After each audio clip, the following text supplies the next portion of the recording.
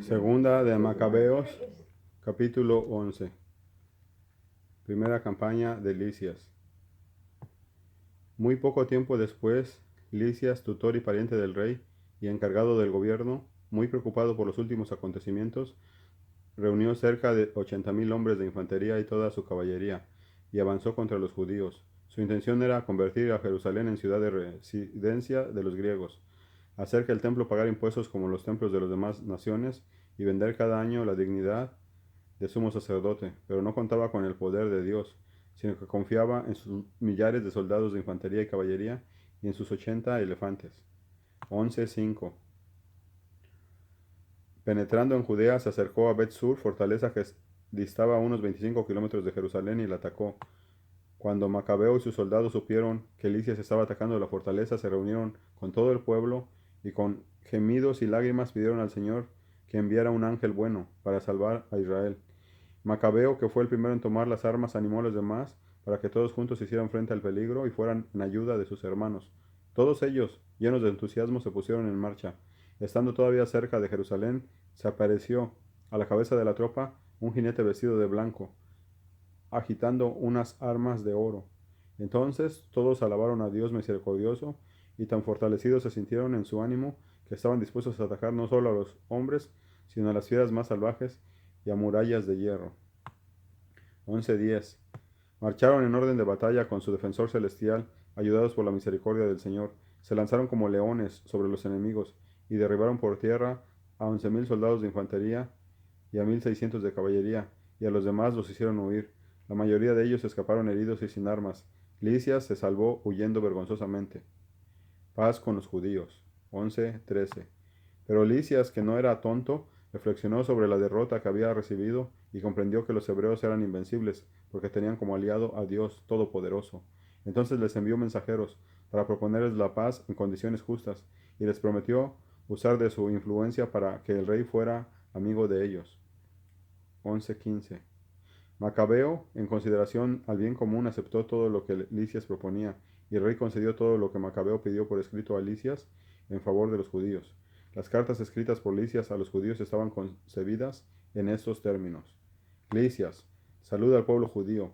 Juan y Absalón, delegados de ustedes, me han entregado el documento transcrito más abajo y me han pedido la aprobación de su contenido.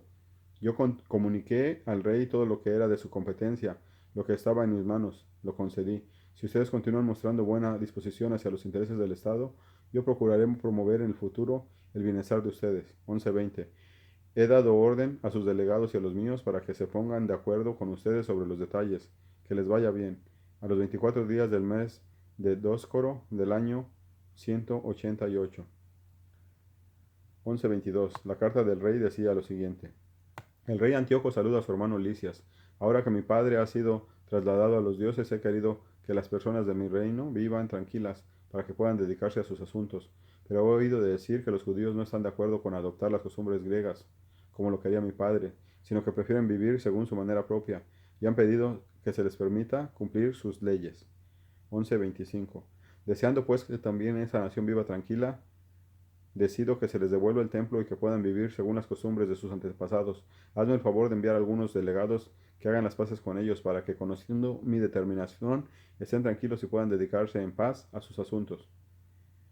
La carta del rey al pueblo judío decía así: 11:27. El rey de Antíoco saluda al consejo de ancianos y al pueblo judío. Deseo que ustedes se encuentren bien. Yo estoy bien de salud. Menelao me ha manifestado que ustedes desean volver a sus hogares. 11:30. Por consiguiente, concedo una amnistía a todos los que hayan regresado para el día 30 del mes de Sántico.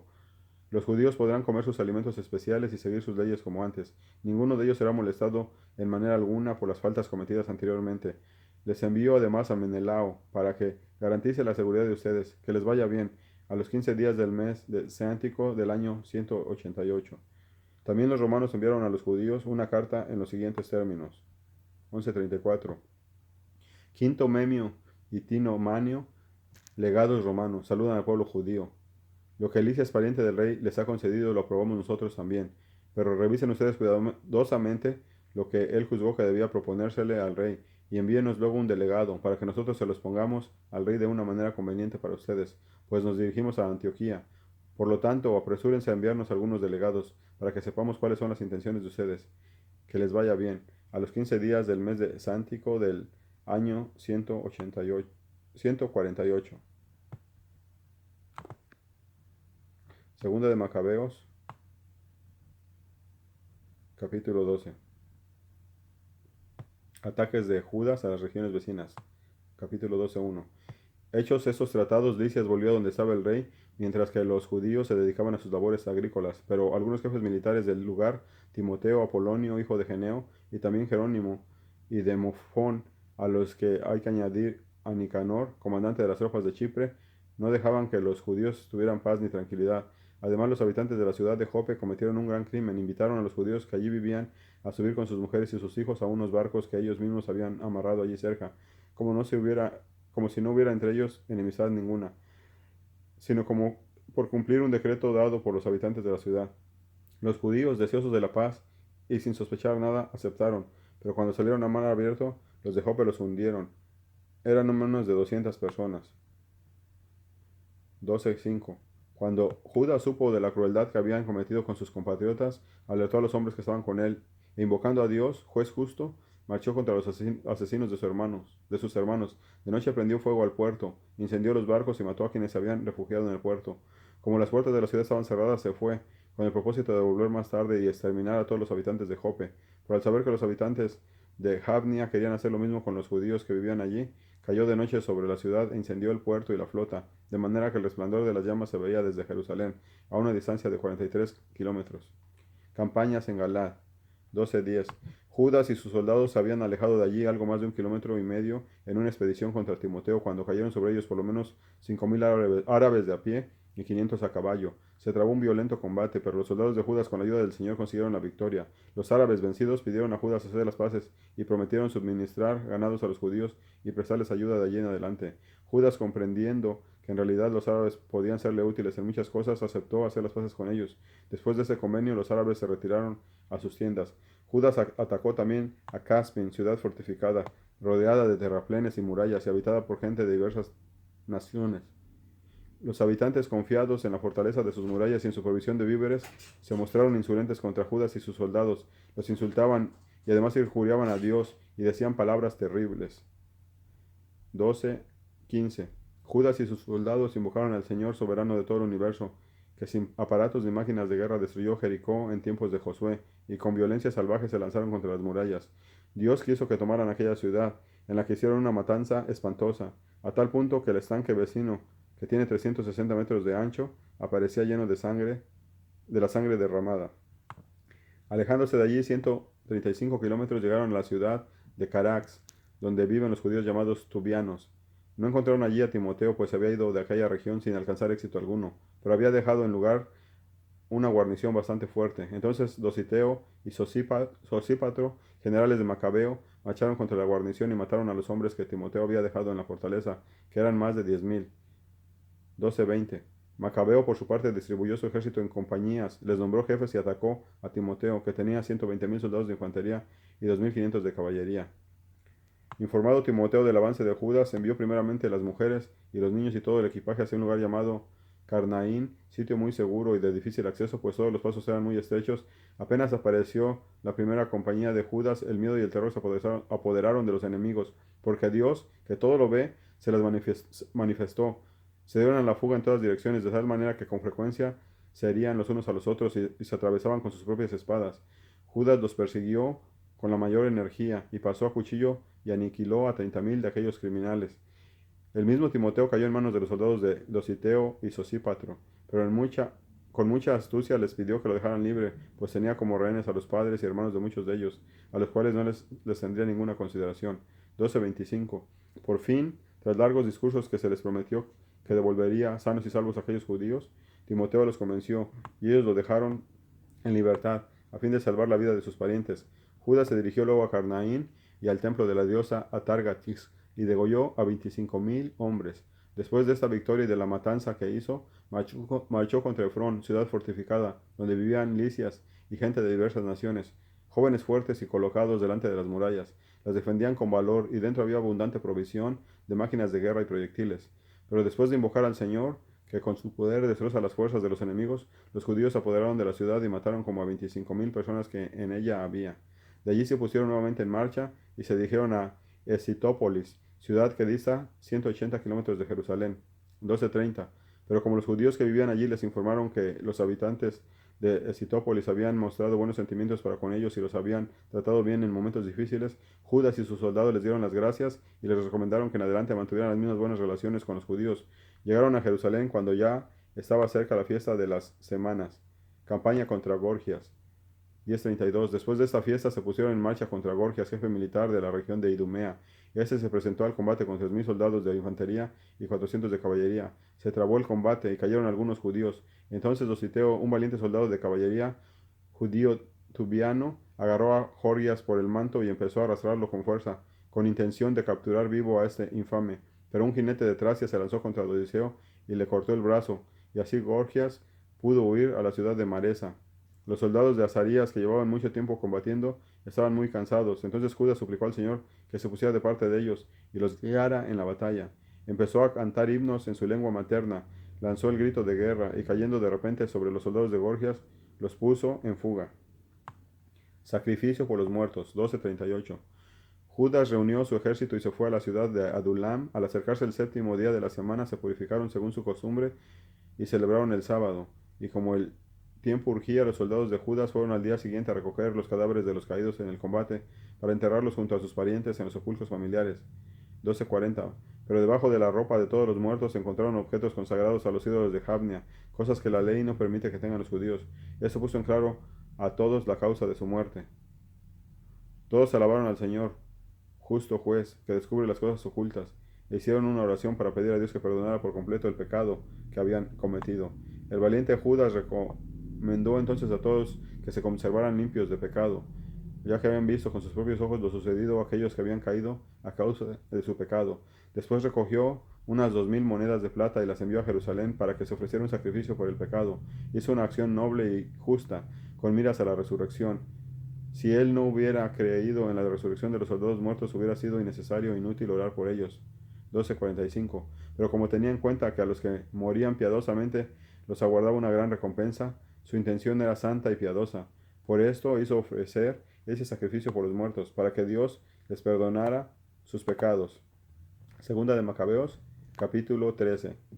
Muerte de Menelao. 13:1. En el año 149 llegó a oídos de Judas que Antíoco Eupator venía hacia Judea con gran cantidad de soldados, y que con él venían Lisias, su tutor y encargado del gobierno, con un ejército de 110,000 soldados griegos de infantería, 5,300 de caballería, 22 elefantes y 300 carros provistos de cuchillas en los ejes. A esto se les unió Menelao, quien con mucha astucia incitaba a Antíoco, pensando no en la salvación de su patria, sino en conservar su puesto. Pero Dios, Rey de Reyes, hizo que Antíoco se enojara contra ese criminal. Lisias demostró al rey de Menelao, Lisias demostró al rey de Menelao que el rey de Menelao era el causante de todos los males. Entonces el rey mandó que lo llevaran a la ciudad de Berea y que le dieran una muerte en la forma que allí se acostumbra. 13:5. Hay en Berea una torre de 22 metros de altura llena de ceniza, provista de un aparato giratorio, inclinado por todas partes hacia la ceniza. Cuando alguien comete un robo en un templo o algún otro crimen muy grave, le dan muerte arrojándolo de allí. De esta manera, y privado de sepultura, murió el malvado Menelao, y exactamente como lo merecía, pues había cometido muchos pecados contra el altar, y cuyo fuego y ceniza son puros. Así en la ceniza encontró la muerte. La paz con Antíoco Eupator. 13:9. El rey Antíoco venía, pues, con la salvaje intención de causar a los judíos peores sufrimientos que su padre. Al saberlo Judas recomendó a la gente que orara al Señor día y noche para que una vez más los ayudara, pues iban a perder la ley, su patria y el santo templo.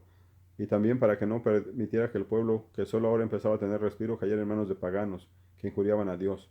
Todos juntos cumplieron la orden y durante 3 días suplicaron al Señor misericordioso con lágrimas y ayunos e inclinados y con la frente en el suelo. Entonces Judas les habló para animarlos y les mandó que se reunieran con él. Pero después de una reunión privada con los ancianos, resolvió ponerse en marcha y con ayuda del Señor resolucionar la situación sin esperar a que el ejército del rey invadiera Judea y se adueñara de Jerusalén. Habiendo confiado al Creador del mundo el éxito de su campaña, animó a sus soldados a combatir valientemente hasta la muerte, por las leyes, el templo, la ciudad, la patria y sus costumbres propias, y estableció su campamento cerca de la ciudad de Modín. 13:15. Dándoles como contraseña las palabras, Victoria de Dios. Judas atacó de noche el campamento del rey con un grupo de los mejores jóvenes, dio muerte a 2000 soldados, y sus hombres mataron al más grande de los elefantes, lo mismo que a su guía. Finalmente llenaron de terror y confusión el campamento, y se retiraron triunfantes. Al amanecer todo estaba ya terminado, gracias a la ayuda que el Señor dio a Judas. Cuando el rey experimentó la audacia de los judíos, intentó atacar sus fortalezas valiéndose de la astucia. Avanzó hacia Bet-Sur, lugar fortificado de los judíos, pero fue rechazado, fracasó y resultó vencido. 13:20. Judas envió provisiones a la guarnición, pero Rodoco, un soldado judío, informaba de los secretos a los enemigos. Cuando lo descubrieron, lo arrestaron y lo ejecutaron. Por segunda vez el rey entró en conversaciones con los de Bet-Sur. Hicieron un tratado, en el que mutuamente se daban garantías y él se retiró. Entonces atacó a Judas y a sus soldados, pero fue derrotado.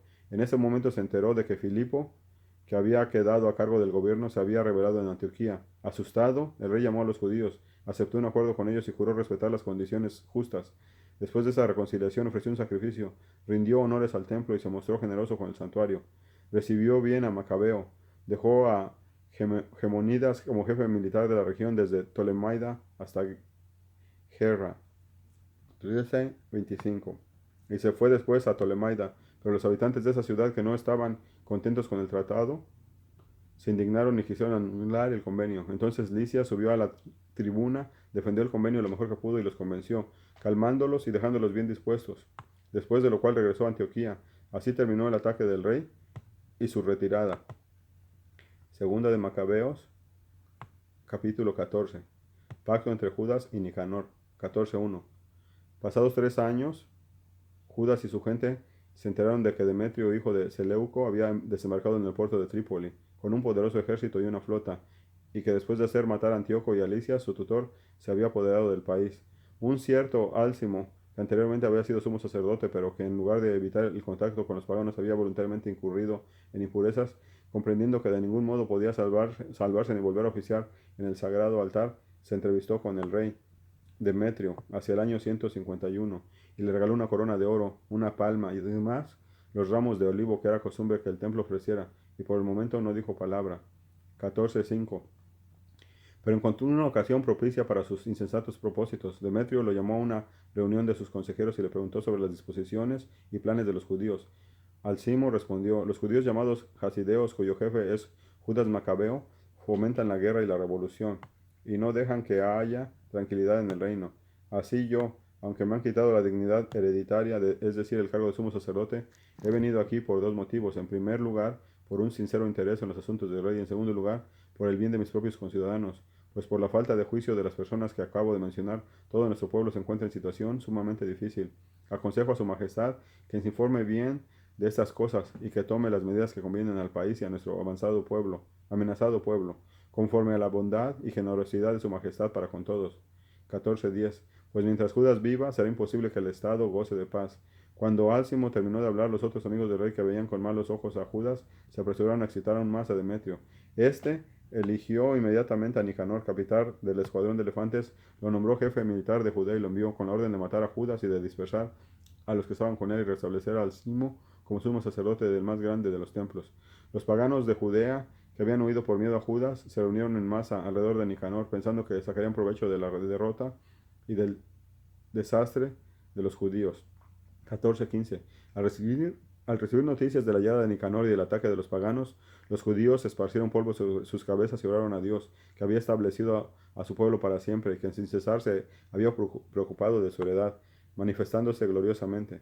Cuando su jefe les dio la orden, se pusieron en marcha desde el lugar donde se encontraban y trabaron combate con los enemigos en el pueblo de Adasa.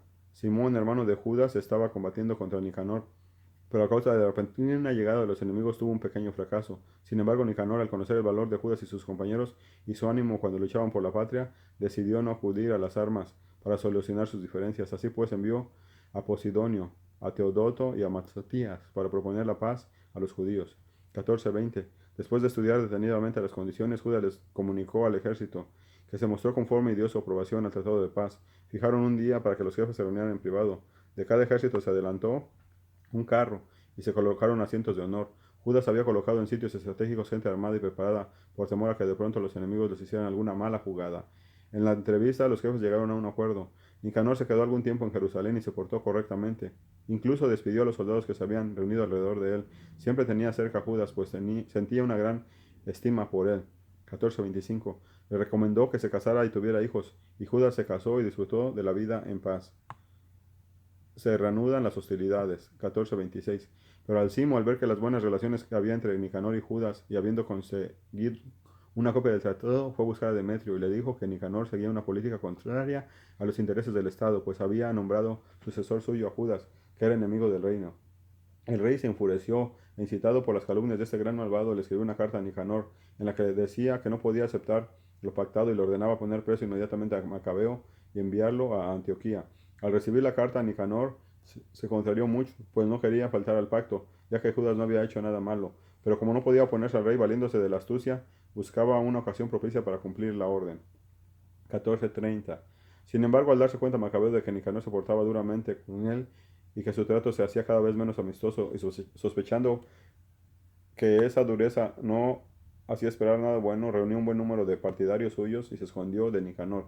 Al darse cuenta Nicanor de que Judas había ganado limpiamente la partida, le había ganado limpiamente la partida, se presentó en el sublime y santo templo a la hora en que los sacerdotes ofrecían los sacrificios regulares y les ordenó que le entregaran a Judas. Ellos aseguraron con juramento que no sabían dónde estaba el hombre que Nicanor buscaba. Entonces éste, extendiendo su mano derecha hacia el templo, juró, diciendo: si ustedes no me entregan a Judas prisionero, arrasaré este templo de Dios y destruiré el altar, y en su lugar levantaré un grandioso templo al dios Baco. Dichas esas palabras se retiró. Los sacerdotes levantaron las manos al cielo y empezaron a suplicar de esa manera a Dios, que siempre había protegido a nuestro pueblo. 14:35. Tú, Señor, que no tienes necesidad de nada, has escogido este templo como tu lugar de residencia en medio de nosotros. Ahora, Señor Santísimo, guarda siempre libre de profanación este santuario, que hace poco fue purificado. Muerte de Racis. 14:37. Entonces denunciaron ante Nicanor a uno de los ancianos de Jerusalén llamado Racis, hombre muy preocupado por el bien de sus conciudadanos, que gozaba de excelente fama y que a causa de su generosidad para con ellos era llamado padre de los judíos. Anteriormente, en tiempos de la rebelión, ya había sido acusado de defender la causa judía y él con toda firmeza había expuesto su cuerpo y su vida por esa causa. Nicanor, para hacer patente la hostilidad que sentía hacia los judíos, envió más de 500 soldados para apresar a Racis. 14:40. Pues pensaba que arrestar a este hombre sería un duro golpe para los judíos.